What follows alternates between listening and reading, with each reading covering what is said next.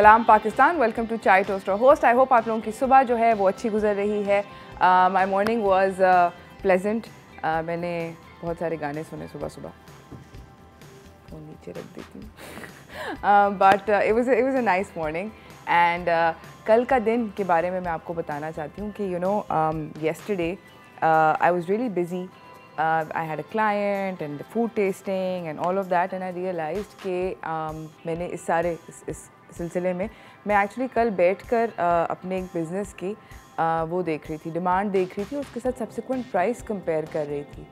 Dude, कीमतें बहुत बड़ी हैं और क्रेज़ी किस्म की बड़ी हैं और मुझे चक्कर आ गया और मैंने कहा ओहो, मैं प्रॉफिट कैसे कमाऊँगी इस तरह की कीमतों पे अगर मैं अशिया ख़रीदी हूँ। और ये नॉर्मल अशिया, आटा, मैदा, चिकन, मीट, वेजिटेबल्स, हर चीज़ एक्सपेंसिव हो गई है। It's completely like mind boggling कि ये, और बहुत जल्दी हुआ ये 10 दिन के अंदर एक एक बहुत बड़ा शिफ्ट आया है।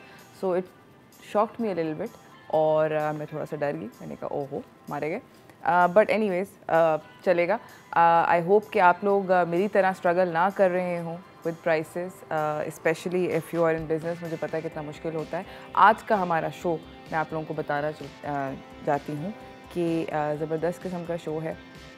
मेरा 2-3 सवाल जो हैं ज़िंदगी के वो भी आंसर हो जाएंगे और आज हम आपको मिलवाएंगे एक ज़बरदस्त किस्म के शेफ़ से जो मेरे बराबर में ही खड़े हैं। सोच रहे होंगे कि खातून बोले जा रही हैं, मुझसे नहीं अभी तक इन्होंने मिलवाया। मैं आपको उनसे भी मिलवाऊंगी later on in the show. हम लोग बात करेंगे एक बहुत फेमस एस्ट्रोलॉजर से, आते रहते हैं हमारे शो पे, गेस्ट करें कि कौन हैं। और मैं आपको मिलवाना चाहती हूँ क्योंकि अक्टूबर चल रहा है, तो पिंक टोबर इसको कहते हैं बिकॉज ये ब्रेस्ट कैंसर अवेयरनेस मंथ है। So we going to talk about breast cancer awareness as well during the show. ज़बरदस्त किस्म का शो है, देखते रहें। मगर पहले मैं आपको क्योंकि शेफ़ से मिलवाना चाहती हूँ तो चलते हैं हेल्थ एंड फिटनेस की तरफ।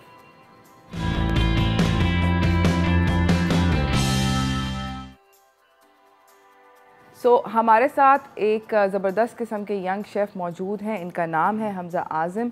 ही is a nutritionist chef and he is a food technologist. अस्सलाम वालेकुम। वालेकुम सलाम। कैसे हैं आप? ठीक ठाक, आप बताएं। Very well.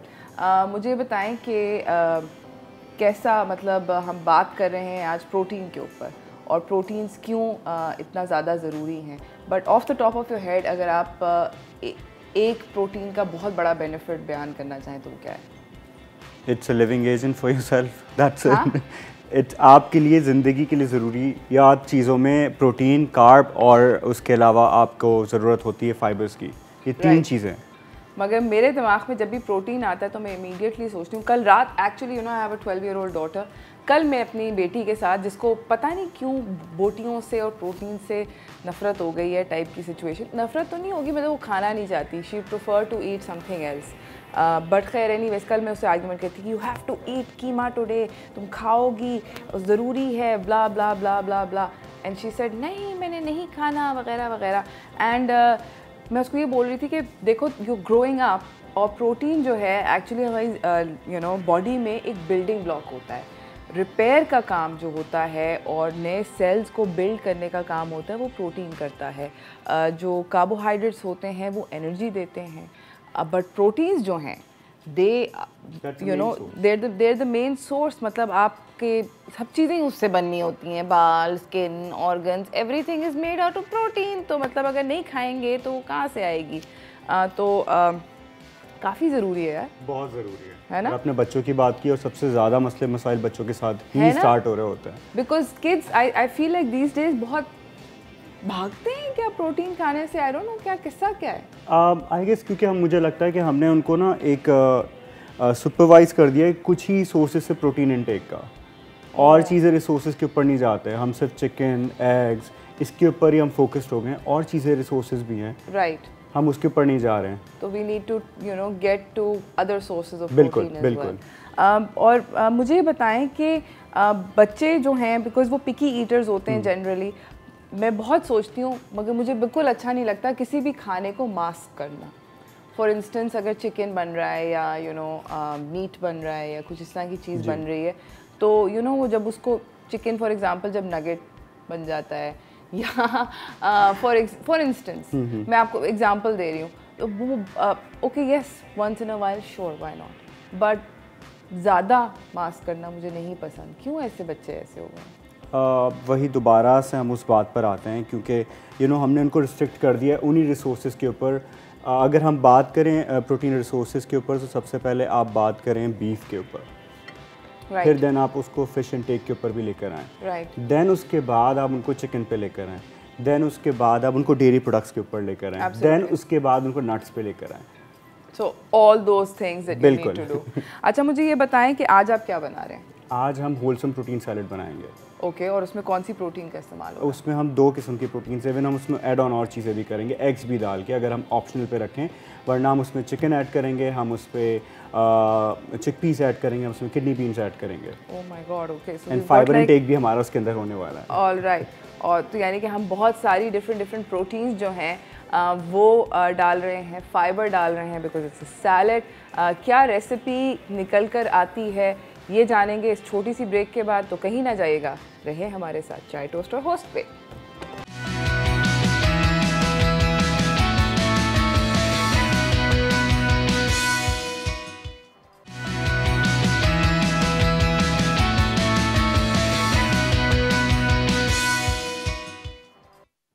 Welcome back from the break everyone. मेरे साथ हमजा आज़म हैं, न्यूट्रिशनिस्ट शेफ़ हैं।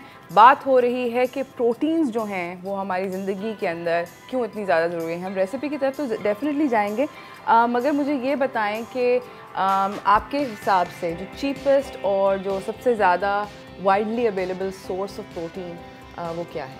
चीपेस्ट पे जाएँ तो सबसे पहले आई गेस एग्स और नट्स।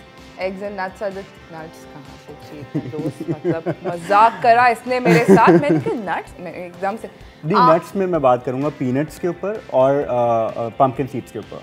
Okay, वो तो पम्पकिन सीड्स, मतलब वो जब तक आप खाते हैं, और मतलब इतने से खाने के लिए इतना एफर्ट चाहिए होता है पम्पकिन सीड्स भी, तो it's hard to eat a pumpkin seed. I know, but you have to admit kind of अंडा खाना ज़्यादा आसान है। हाँ, वो ज़्यादा आसान है। But you know what I really like is also like हम लोग we have become, for example I feel like बीच में हुआ ये था कि एक शिफ्ट आया था, आई थिंक मेरे बचपन में, कि people move from red meat to white meat because it's cholesterol lower and etcetera etcetera. तो बेसिकली मैं आप लोगों को ये बताना चाहती हूँ कि चिकन और एग्स दुनिया भर में सबसे ज़्यादा वाइडली अवेलेबल और चीपेस्ट सोर्स ऑफ प्रोटीन है।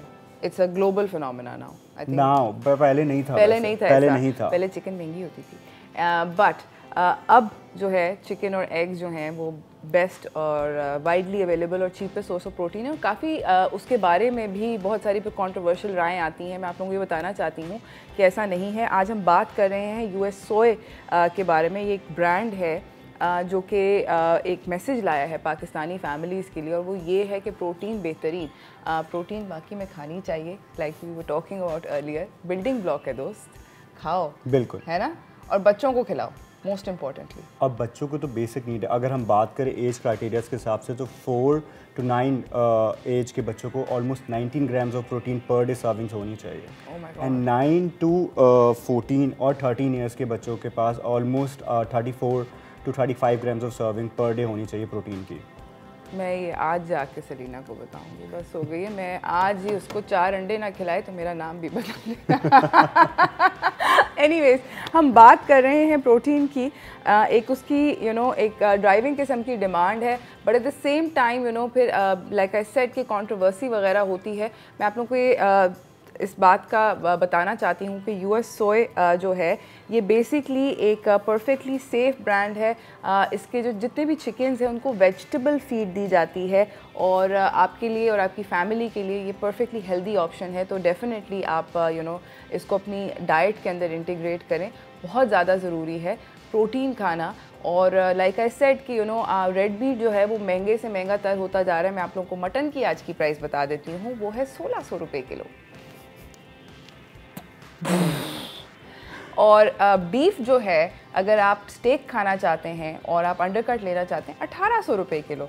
सो there you guys just think about how expensive it is per kilo. And on the other hand, अगर आप बोनलेस चिकन लेते हैं, बोनलेस चिकन यानी कि हड्डी के बगैर की गोश्त की बात करें, इन सब में भी हड्डी होती है, तो जो अगर आप बोनलेस चिकन लेते हैं तो that's between 500 to 600 rupees a kilo, and with bone it's about 350 350 to 400 rupees a kilo, I believe. Yes, you're right. मैं हाँ कल ही मैंने भी चेक किया था। कल किए थे, तो इसलिए पता है थोड़ा सा। खैर एनीवेज, तो you know it's a cheap source of protein. Please you know definitely include it in your diet. मुझे बताएं कि क्या क्या अगर प्रोटीन डेफिशिएंसी हो तो क्या क्या बुरा हो सकता है? सबसे पहले आते हैं आपकी आई साइट, वीक हो जाती है, आपकी स्किन का इशू शुरू हो जाएगा, आपके हेयर्स का, आपके नेल्स का।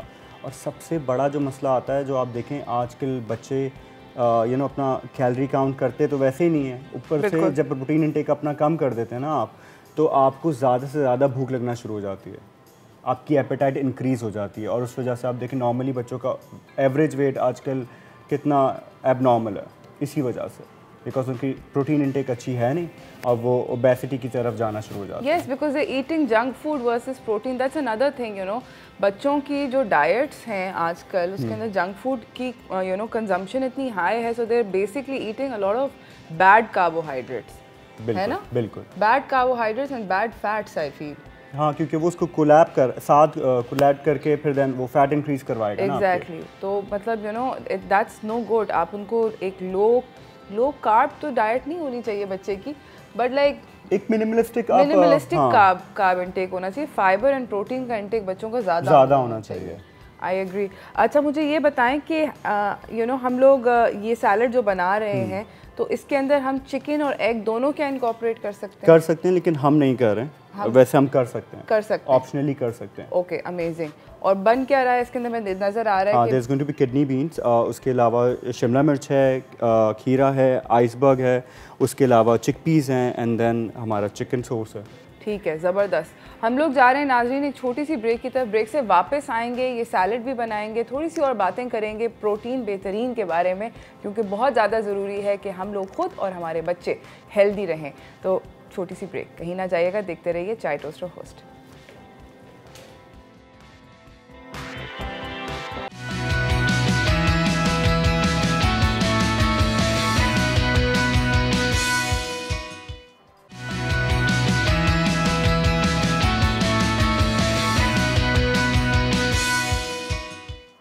Welcome back everyone. मैं आप लोगों को बताना चाहती हूँ कि प्रोटीन बेहतरीन का जो हम सेगमेंट इस वक्त कर रहे हैं, खाना पका रहे हैं प्रोटीन्स के साथ, वो लाया हुआ है आप लोगों के लिए यूएस सोए की जानिब से, बिकॉज सारे पाकिस्तानियों का राइट टू प्रोटीन है और everyone should include protein in their diets. हमारे साथ हमज़ा हैं, ज़बरदस्त किस्म के शेफ़ हैं और बना रहे हैं यमी किस्म का सैलड। जी Hamza, wholesome salad, wholesome protein salad. अच्छा, फॉर अ टाइम सेविंग मैंने चिकन को ऑलरेडी मैरिनेट करके, बहुत इजी है, सिर्फ चिकन फ्लेक के अंदर मैंने मस्टर्ड पेस्ट ऐड ऑन किया, हनी किया और चिली फ्लेक्स किया, चिली पाउडर किया, दैट्स इट, और कुछ नहीं किया। आपने थोड़ा नहीं, सॉल्ट हम जब हम सैलेड टोस्ट कर रहे होंगे तब हम डाल देंगे। ओके, ज़बरदस्त, ठीक है। सो इसमें है हनी, मस्टर्ड और चिली पाउडर, दैट्स इट, और कुछ नहीं है, और कोई रॉकेट साइंस भी नहीं है, वेरी इजी। और उसके बाद आपने पैन पे इसको स्टर किया, दैट्स इट। आप इसको ग्रिल भी कर सकते हैं इसको और हेल्दी ऑप्शन बनाने के लिए। ओके, ठीक है, सो लेट्स गेट स्टार्टेड। या सो सिंपली थोड़ा सा हम आइसबर्ग इसमें ऐड करेंगे। ठीक है, can you see the crunch how fresh it is? It's like I am like खड़ खड़ खड़ आवाज ये वाले वैसे आने चाहिए। मैं अपना माइक करीब करती हूँ। हम ASMR कर सकते हैं, है ना? आई शुड लाइक दोबारा से okay. Hear that? It's so fresh. Okay. So now अब हम इसमें थोड़े से क्यूकम्बर, हाफ करके हमने इसमें क्यूकम्बर ऐड किया है। ठीक है, विद स्किन। अच्छा, ये भी बहुत सारे लोग क्यूकम्बर की स्किन हटा देते हैं, प्लीज़ नहीं हटाएं, उसके सारे न्यूट्रिएंट्स सारे के सारे उसकी स्किन के साथ होते हैं। आप शिमला मिर्च डाल रहे हैं? अच्छा, मुझे ये बताएं कि ऐसा हो सकता है कि आप प्रोटीन अगर ज़्यादा खाएं तो वज़न बढ़ जाएगा, ये भी एक मिथ है हमारे मुल्क में? ये मिथ बिल्कुल ठीक है। हाँ, क्योंकि ज़्यादा प्रोटीन एक्सेस से आपका फैट स्टोर प्रोसेस शुरू हो जाता है। ओके। तो आप एक लिमिटेड मुद्दत तक रखें। तो मतलब कितनी प्रोटीन खानी चाहिए एक एडल्ट को? एवरेज एजेस के हिसाब से, और अगर आपको इश्यूज़ नहीं है, हेल्थ इश्यूज़, तो आप उस हिसाब से कैलोरी काउंट करके आप कर सकते हैं। ओके, तो मतलब क्या कहते हैं, म्याना रवि रखें, बिल्कुल, आउट ऑफ कंट्रोल ना हो जाए, बिल्कुल, बड़ा ज़रूरी है दोस्तों। ओके, ठीक है। अब हम किडनी बीन्स ऐड कर रहे हैं। Oh, this looks so lovely. The color is beautiful. And one thing else, हम इसमें और एक chickpeas ऐड कर रहे हैं. This is also good form of protein as well. अगर आप इसमें चाहें तो आप इसमें गुआवा भी ऐड कर सकते हैं, कीवी भी ऐड कर सकते हैं. आपको पता है कीवी में भी बहुत प्रोटीन होता है. Really? जी. ज़बरदस्त. अच्छा मुझे ये बताएं कि हमजा बहुत सारे लोग प्रोटीन ड्रिंक के तौर पे पीते हैं. I've never understood that, but is it healthy to drink protein drink? अच्छा, ज़्यादातर लोग वो प्रोटीन इनटेक कर रहे होते हैं पाउडर फॉर्म पे, ड्रिंक्स फॉर्म में, जो वर्कआउट कर रहे होते हैं. क्योंकि जब आप वर्कआउट करते हैं अपने कैलोरीज बर्न करते हैं और आपके मसल डैमेज होते हैं, उसको रीस्टोर करने के लिए आप इनटेक करते हैं, अपना प्रोटीन इनटेक बढ़ाते हैं. ठीक है, बट बच्चों को दे सकते हैं? बच्चों को आप हेल्दी सोर्सेज से, दूसरे सोर्सेज से देना. आप स्मूदीज बना लें, बनानास की, इस तरीके से आप उनको इनटेक बढ़ाएं. अपना स्पिनच ऐड ऑन करें डाइट के अंदर. फ़िश ऐड करें. बहुत सारे लोग कराची में रह के भी अच्छी फ़िश नहीं खाते, मुझे समझ नहीं आता. और बहुत मिनिमलिस्टिक प्राइस रेट्स पे फ्रेश फ़िश मिल जाती है. एब्सोल्युटली. अच्छा, मैं आप लोगों को दोबारा से बात बताना चाहती हूँ कि जो ये US सोए वाले हैं, इनका जो चिकन है, उनके जो एग्स हैं, ये परफेक्टली सेफ़ फॉर कंजम्पशन है. बिकॉज द चिकन्स जो हैं उनको वेजिटेबल फीड मिलता है, तो हमारे दिमाग के अंदर जो चिकन्स के बारे के एक वो चलता है कि नहीं ये नहीं खाने चाहिए और ये फलाना और इनकी फीड ऐसी और ढमकाना है वो. तो ये परफेक्टली सेफ़ फॉर कंजम्पशन है. प्लीज़ डेफिनेटली आप इनके फेसबुक पेज को भी जाके चेकआउट कीजिए, इनकी वेबसाइट को भी चेकआउट कीजिए. और हम लोग बात कर रहे हैं कि कितना ज़्यादा ज़रूरी है. बट एग्स और चिकन को, because again I come back to how cost effective it is, अपनी डाइट का एक रेगुलर हिस्सा लोग कैसे बनाएं? आप देखें, आप अगर लग रहा है कि अगर आपको इशू हो रहा है, अब देखें मैंने वही वाली बात हुई ना दोबारा कि अगर आपको चिकन अगर महंगा पड़ रहा है, वो क्यों पड़ा मुझे समझ नहीं आ रहा. क्योंकि अफोर्डेबिलिटी आई गेस चिकन से अच्छी और कोई है नहीं. Of course. और एग्स उससे बेहतरीन है. बिल्कुल.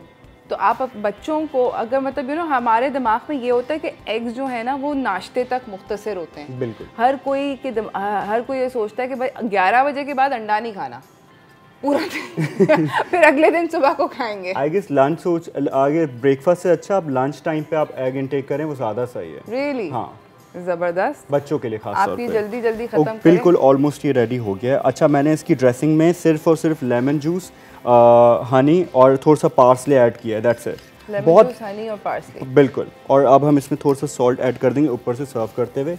And I'm telling you, see how quickly it's done. Yes, it's extremely quickly and it's come together. Thank you so much for coming, Hamza. हमेशा की तरह आप आते हैं and you do a wonderful job. I'm just going to take the big bowl and put it away so that आपका beautiful salad नज़र आ जाए. But thank you so much once again for coming and making this super easy and very yummy and fresh looking salad. बहुत शुक्रिया. और मेरे बोंगे सवालों का भी जवाब देने का बहुत शुक्रिया. So that was lovely. इसी के साथ नाज़रीन हम एक छोटी सी ब्रेक की तरफ जा रहे हैं. ब्रेक से वापस आएंगे, हम आपको अपने अगले मेहमान से मिलाएंगे. कहीं ना जाइएगा, देखते रहिए chai toaster host.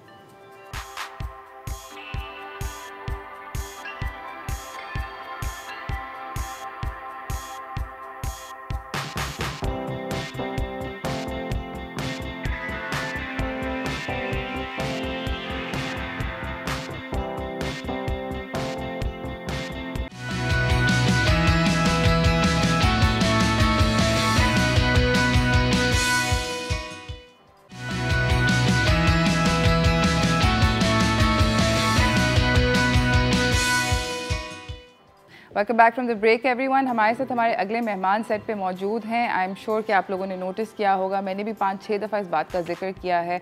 We already spoken to lots and lots of people. हम लोग बात करें, ये महीना जो है इसको अब अक्टूबर नहीं, बहुत सारे लोग पिंकटोबर कहते हैं. हमारे मुल्क में इस बारे में बात करना बहुत ज़्यादा ज़रूरी है. बिकॉज़ हमारे मुल्क में छाती के कैंसर की जो इंसिडेंस है वो बढ़ती चली जा रही है फॉर रीजंस अनएक्सप्लेनेबल. हमारे साथ हमारे अगले मेहमान जो मौजूद हैं वो डॉक्टर मोहम्मद आसिम यूसुफ हैं, जो कि चीफ़ एग्जीक्यूटिव ऑफिसर हैं शौकत खाना मेमोरियल के. ऑफ कोर्स अगर आप कैंसर की बात करते हैं, स्पेशली ब्रेस्ट कैंसर की बात करते हैं, the first hospital that pops in your mind is Shaukat Khanum. So I am very happy to be talking to you. अस्सलाम वालेकुम. वालेकुम सलाम. कैसे हैं आप? बिल्कुल ठीक. सर, आप मुझे ये बताएंगे कि ब्रेस्ट कैंसर पाकिस्तान में ख़वातीन में सबसे ज़्यादा कॉमन फॉर्म ऑफ कैंसर कब से है?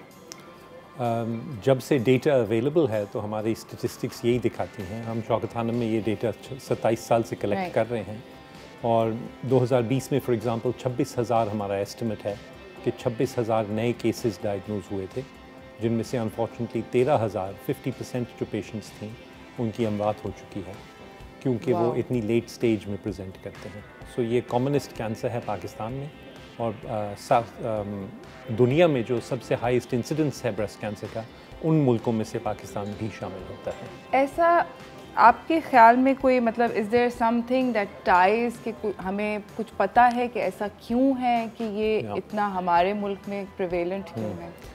वेरियस थीरीज़ हैं इसके ऊपर हमारी काफ़ी सारी रिसर्च भी है। हमारे साइंटिस्ट्स ने शौकत खानम में नोवेल जेनेटिक म्यूटेशंस भी आइडेंटिफाई किए हैं हमारी पॉपुलेशन में, जिसकी वजह से इसकी इंसिडेंस बढ़ जाती है।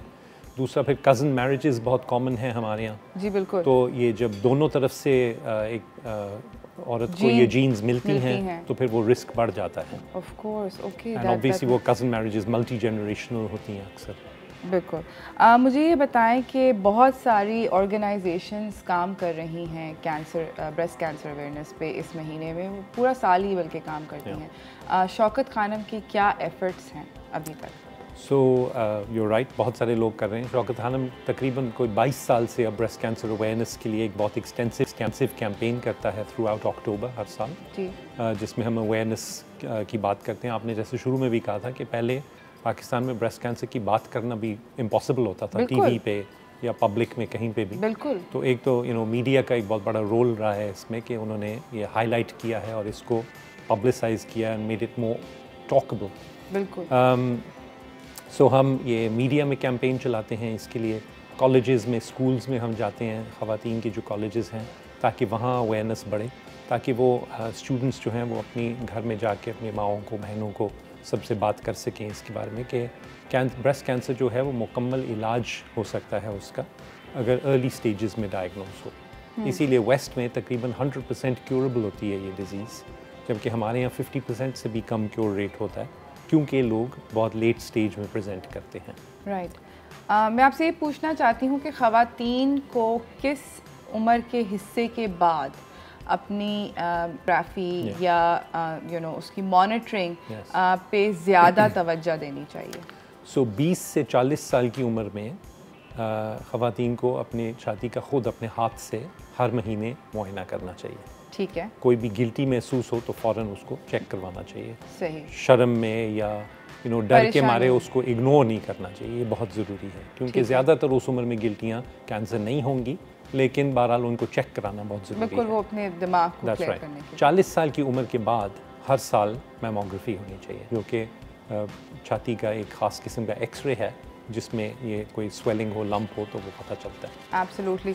नाज़रीन, हम जा रहे हैं एक छोटी सी ब्रेक की तरफ। ब्रेक से वापस आएंगे, हम इस गुफ्तगू को भी जारी रखेंगे, मगर आप लोग कहीं ना जाइएगा, देखते रहिए चाय टोस्ट रोज़। गुफ्तगू बहुत ज़्यादा ज़रूरी है, तो प्लीज़ स्टे विद अस।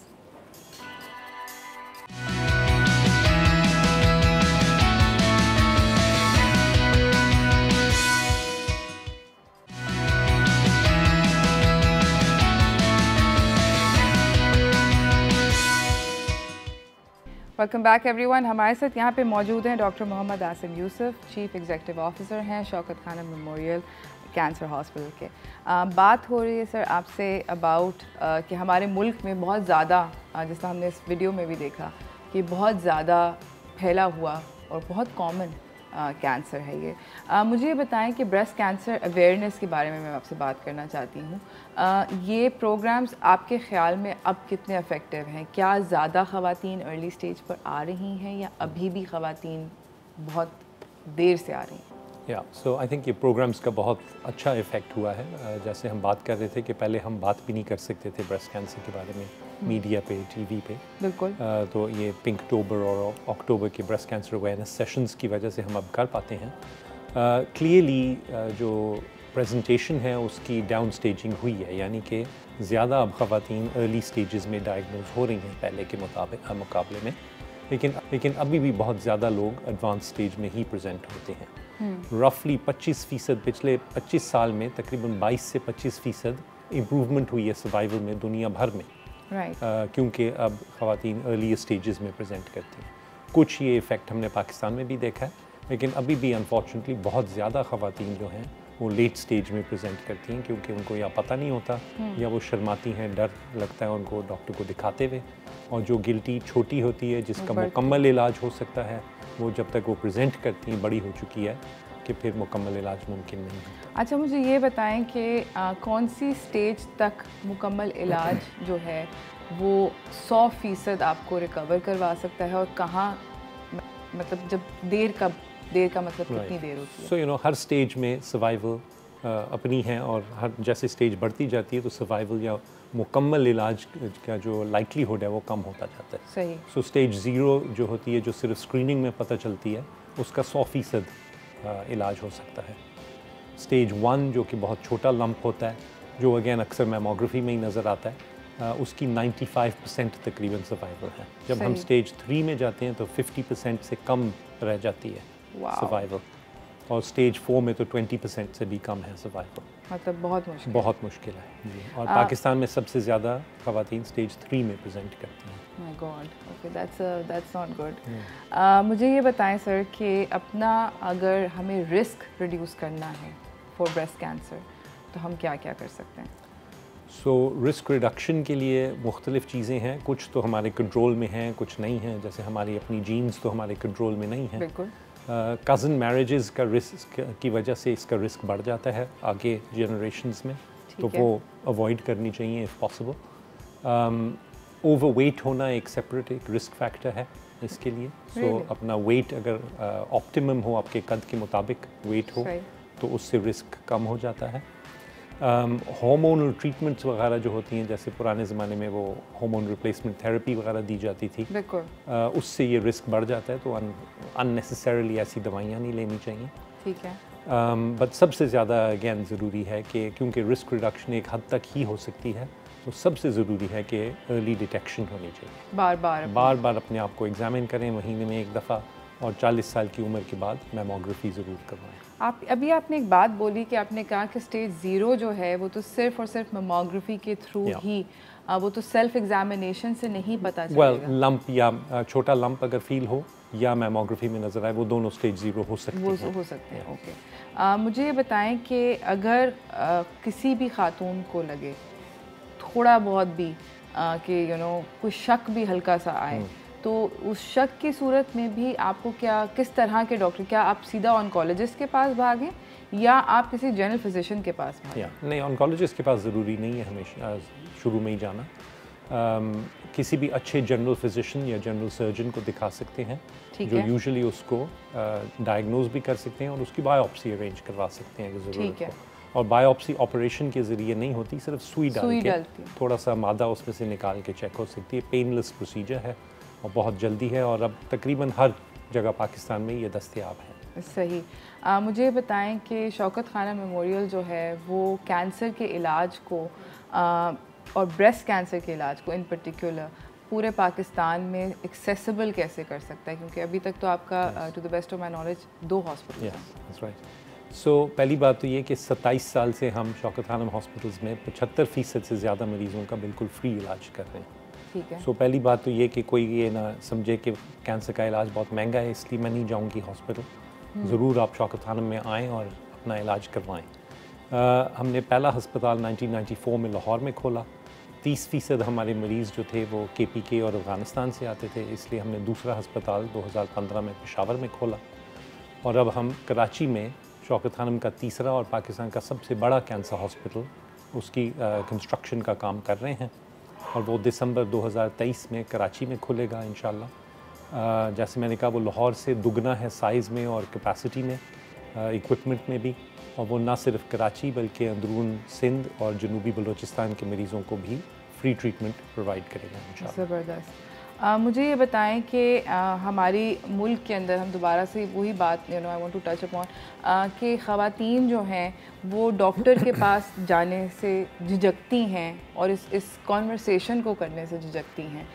क्या वो जो झिझक है मतलब वो क्या बुराई क्या ला सकती है ज़िंदगी में? उस झिझक की वजह से, जैसे हमने बात भी की कि एक कम्प्लीटली क्योरेबल डिज़ीज़ जो कि एक बीमारी जिसका मुकम्मल इलाज मुमकिन है, वो चेंज हो सकती है अगर आप देर लगाएं एक ऐसी बीमारी में जो जानलेवा हो सकती है। और कैंसर जब मेटास्टेसाइज करता है, क्या वो फेफड़ों को और जिस्म के और ऑर्गन्स को अफेक्ट करता है? जी, कैंसर जब ब्रेस्ट कैंसर ब्रेस्ट से निकल के सबसे पहले अक्सर तो गिल्टियाँ बनती हैं बगल में, समटाइम्स गर्दन में या छाती के अंदर, और उसके बाद वो फिर तकरीबन सारे ऑर्गन्स को इन्वॉल्व कर सकता है, अक्सर फेफड़ों को, हड्डियों को या जिगर को। सो बट वो फिर इनक्योरेबल डिजीज़ होती है usually। उसके बाद मतलब नहीं, इलाज नामुमकिन है। एक चीज़ मैं और कहना चाहूँगा कि मर्द हजरात के लिए भी ये सारे मैसेजेस सुनना बहुत ज़रूरी है, ये सिर्फ ख़वातीन के लिए नहीं है। एक तो मर्दों में भी ब्रेस्ट कैंसर हो सकता है, बट मोर इम्पॉर्टेंटली मर्द भी सेंसिटाइज हों इसके बारे में, ताकि वो भी अपने घर में जो ख़वातीन हैं उनकी बेटियाँ, माएँ, बहनें, उनको वो भी इंकरेज करें कि अगर आपको कोई ऐसी तकलीफ़ है तो हम फ़ौरन आपके साथ डॉक्टर के पास जाएं, हॉस्पिटल जाएं। एब्सोल्यूट। जाते जाते थैंक यू सो मच, आपका आने का बहुत बहुत शुक्रिया। मगर जाते हुए आप कोई मैसेज देना चाहेंगे?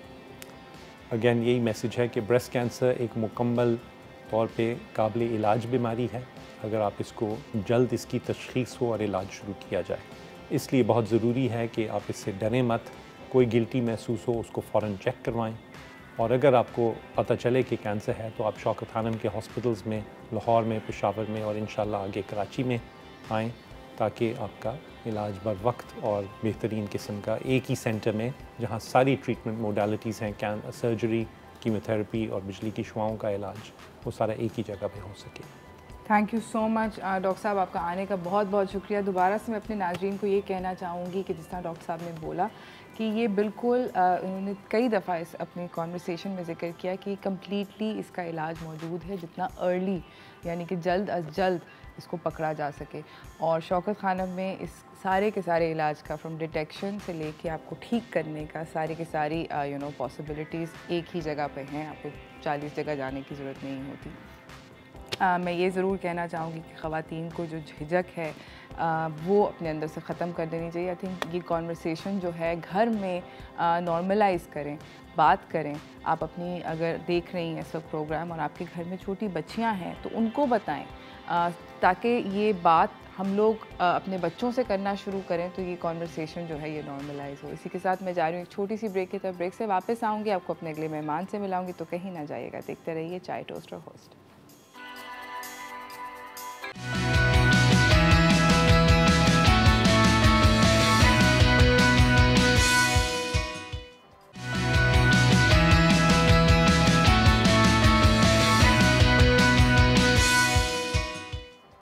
Welcome back from the break everyone. मैं आपको अपने अगले मेहमान से मिलाना चाहती हूँ क्योंकि हम बात करना चाहते हैं एक बड़े पेचीदा किस्म के और इंटरेस्टिंग मौजू के ऊपर। तो चलते हैं व्हाट्स टोस्टिंग की तरफ।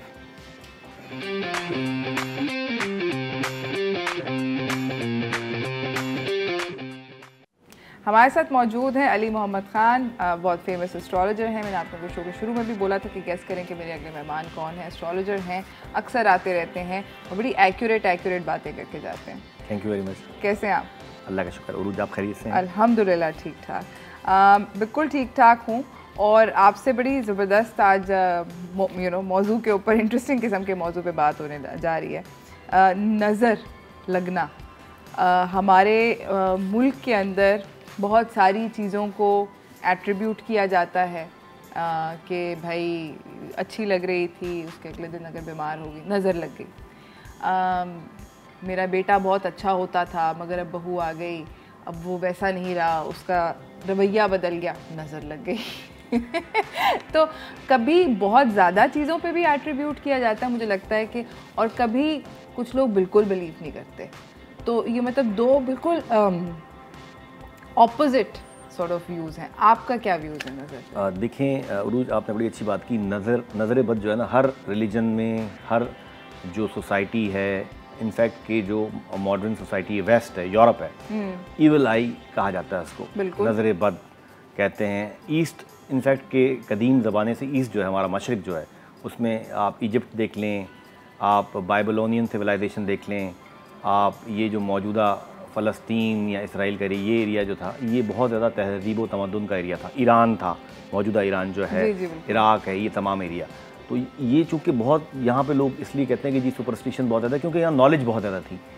वेस्ट जो था वो डार्क एजेस में था, वहाँ पे कुछ था ही नहीं, लोग अजीबोगरीब वाइकिंग्स लेते थे उनकी, लेकिन वहाँ भी बहुत सारी चीज़ें थी और स्टिल वहाँ पे बिलीफ है इविल आई का।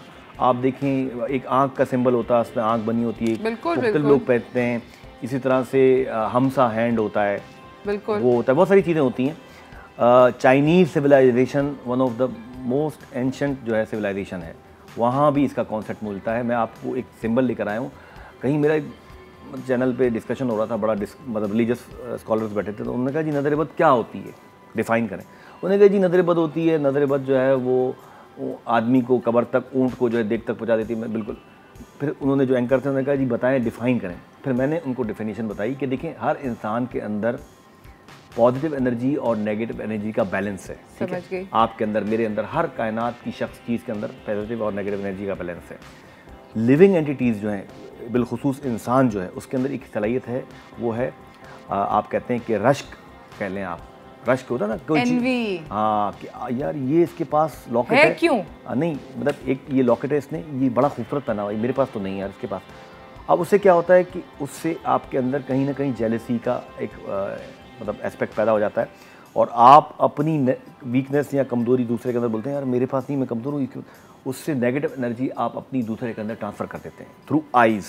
आपको पता है जो कायनात है उसमें बहुत सारी ऐसी एनर्जीज हैं जो अभी टू बी डिस्कवर्ड है, जैसे इलेक्ट्रोमैग्नेटिक एनर्जी तो पता चल गई हमें, इस तरह वॉइस भी है, साउंड है, लाइट है, और भी कुछ एनर्जी है। तो उनमें से एक एनर्जी ये नज़र बद भी है कि आप जब देखते हैं किसी को तो अपनी हिर्स की नज़र से देखते हैं, रश्क तो पॉजिटिव होता है, हिर्स जो है ना वो नेगेटिव होता है, देखते हैं तो अपनी नेगेटिव एनर्जी उसके अंदर डाल देते हैं, उससे उसके अंदर एनर्जी का इम्बैलेंस हो जाता है।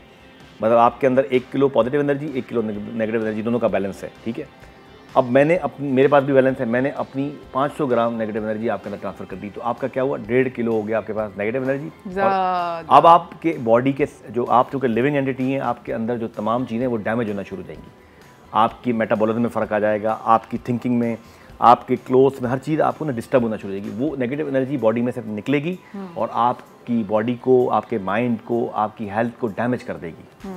चाइनीज़ कल्चर में ये एक सिंबल है जिसे हम कहते हैं यिन और यांग, हाँ यिन और यांग। इसमें यांग जो है वो पॉजिटिव एनर्जी है, एक्टिव प्रिंसिपल है, और यिन जो है वो नेगेटिव एनर्जी है या पैसिव सिंबल है। इसके अंदर भी आप देखें यांग के अंदर एक छोटा सा यिन मौजूद है और यिन के अंदर एक छोटा सा यांग मौजूद है। कहीं भी आप टोटल एब्सोल्यूट पॉजिटिविटी नहीं होती, कहीं भी हर पॉजिटिविटी के अंदर एब्सोल्यूट पॉजिटिविटी सिर्फ अल्लाह की ज़ात है या अंबिया कराम है। और ये जो यिन और यांग का सिंबल है बेसिकली, ये इसको कंप्लीट एनर्जी को कहा जाता है ची, बिल्कुल ठीक है। ये बैलेंस जो होती है, इसके अंदर बैलेंस होता है कि भाई ये वाइट है, ये यांग है यानी मेल प्रिंसिपल, और ये यिन है यानी फीमेल प्रिंसिपल। मेल प्रिंसिपल यानी यांग जो है वो एक्टिव होता है और फीमेल प्रिंसिपल पैसिव होता है, लेकिन उनके अंदर भी आप देखें छोटा यिन मौजूद है और छोटा यांग मौजूद है। यही चीज़ जब यिन और यांग आपकी डिस्टर्ब हो जाती है ना, कि आपका यांग जो है उसके अंदर यिन कंट्रिटी बढ़ गई, तो वो डिस्टर्बेंस हो जाती है, प्रॉब्लम हो जाते हैं। इनफैक्ट कि नज़रें बद गाड़ी को भी लग सकती है, बिल्कुल ठीक है, एब्सोल्युटली। हम नाजरीन इस गुफ्तगू को ज़बरदस्त किस्म की जारी रखेंगे, मगर जा रहे हैं एक छोटे से ब्रेक की तरफ। ब्रेक से वापस आएंगे, बातचीत करेंगे। मैं ये जानना चाहती हूँ कि कौन कौन से लोग और कौन कौन से ज़ोडिएक साइंस ससेप्टेबल होते हैं, जिनको बड़ा आसानी कुछ लोग होते हैं कहते हैं कि फ़ौरन नज़र लग जाती है। तो ये जानेंगे ब्रेक के बाद, कहीं ना जाइएगा, देखते रहिए चाय टोस्टर होस्ट।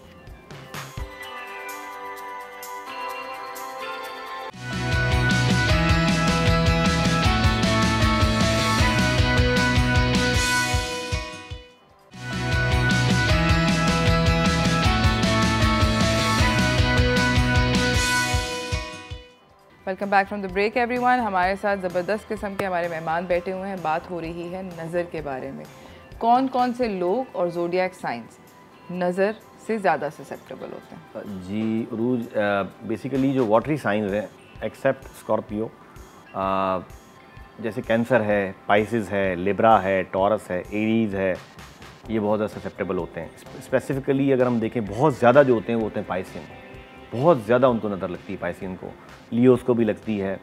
सबसे कम नज़र लगती है एक्वेरियस को और कैप्रिकॉर्न को, ठीक है। और सेजिटेरियंस को भी कम लगती है।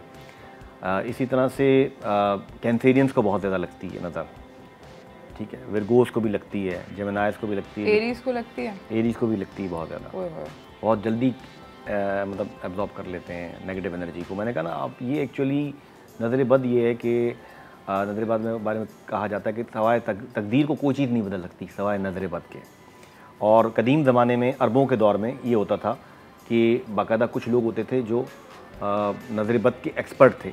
आज भी बलूचिस्तान में एक मखसूस किस्म के लोग रहते हैं जो उड़ता हुआ अगर चिड़िया जा रही है ना, उसको देखते हैं, वाह क्या उड़ी है, चिड़िया उड़ रही, नीचे गिर जाती है। कोई घोड़ा दौड़ रहा है, उसको देखेंगे, वाह क्या घोड़ा है, उसकी टांग टूट जाएगी। आपका कपड़ा देखेंगे, आपने कपड़ा क्या पहना, कपड़ा फट जाएगा। एक्चुअली आपको मैं ऐसे केसेस दिखा सकता हूँ, मेरे पास क्लाइंट है कि हम पार्टी में गए, कपड़े पहन के नए, और किसी खातून ने कहा वाह क्या कपड़े, उसी वक्त कपड़े फट गए। ये नज़र का इफेक्ट होता है। इसको प्रैक्टिस से बढ़ाया भी जाता है। जिनको पता चल जाता है ना, जैसे मिसाल के तौर पर किसी को रेसलिंग का अंदाज़ा कि मैं बहुत, मेरे हाथ बहुत मजबूत हैं, मैं कुश्ती लड़ सकता हूँ या मैं पंजा लड़ा सकता हूँ, तो वो बार बार प्रैक्टिस करता है पंजा लड़ाने का, तो उसकी महारत बढ़ती है।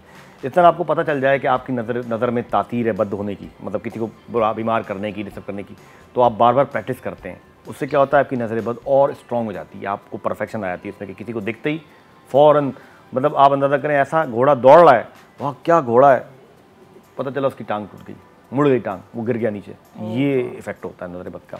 अच्छा, मुझे ये बताएं कि अभी हम बात कर रहे थे ज़ोडिएक साइंस, आपने बोला कि यू नो एरीज से हम स्टार्ट करते हैं। मैं जल्दी से ज़रा इसको रन करना चाहती हूँ। एरीज को ससेप्टेबल होते हैं? बिल्कुल होते हैं, एरीज ससेप्टेबल होते हैं। उसके बाद आते हैं टॉरस। टॉरस, जी, टॉरस भी ससेप्टेबल होते हैं, उनके भी इफेक्ट होता है। वीनस का ज़ोडिएक साइन है, वो भी बहुत ज़्यादा।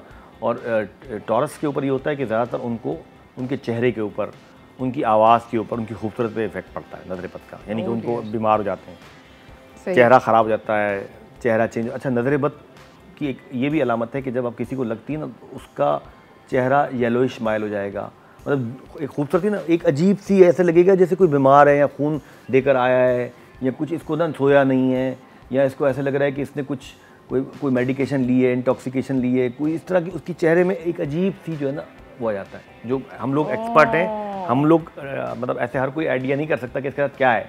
हमारे पास जब कुछ आता है, कोई आता है, तो हम उसको फिर डायग्नोस करते हैं कि इसके साथ ये मसला है, और फिर हमें पता चल जाता है। भाई मैं अभी चेक करवा रही हूँ इनसे कि मेरी शक्ल किससे क्या लग रहा है, मुझे नज़र लगी हुई है या नहीं। मगर मैं ये कराऊंगी ब्रेक में। ब्रेक से वापस आएंगे, हम बात करेंगे कि क्या क्या रेमेडीज़ कर सकते हैं अपने आप को नज़र बद से बचाने की। ये जानेंगे ब्रेक के बाद, तो कहीं ना जाइएगा, देखते रहिए चाय टोस्ट और होस्ट।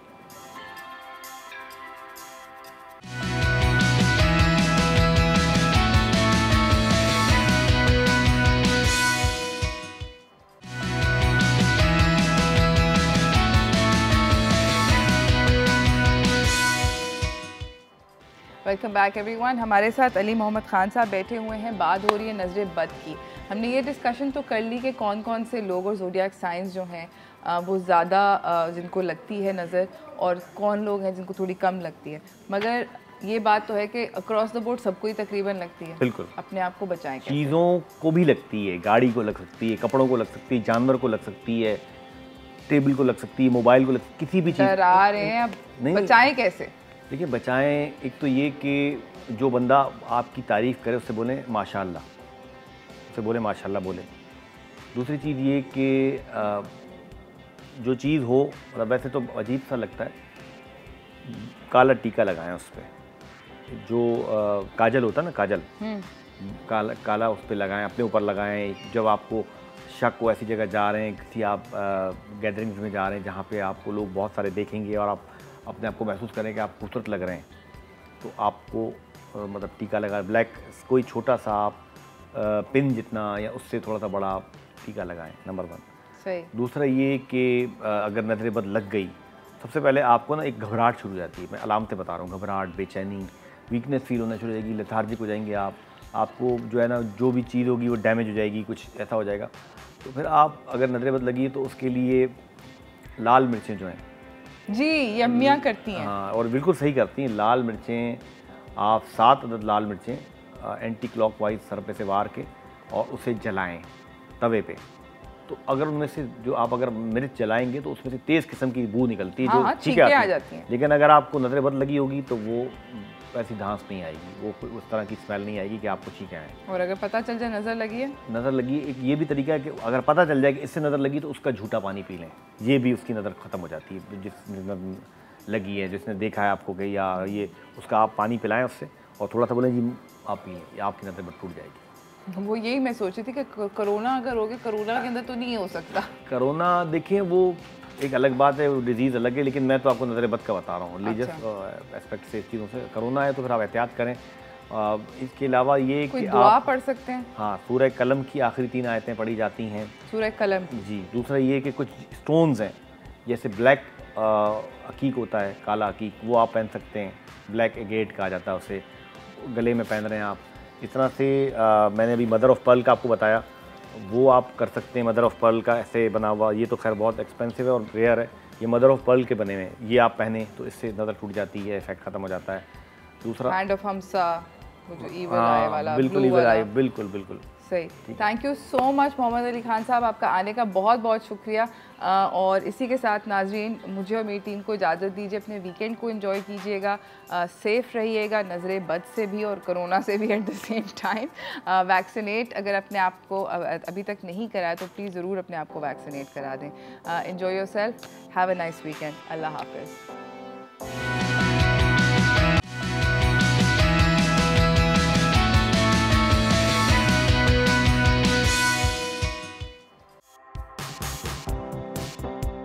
अपने पसंदीदा शो चाय टोस्ट और होस्ट को YouTube पर देखने के लिए डॉन न्यूज़ के ऑफिशियल चैनल को सब्सक्राइब करें और सब्सक्राइब करने के बाद आप ज़रूर बेल आइकॉन को भी प्रेस करें।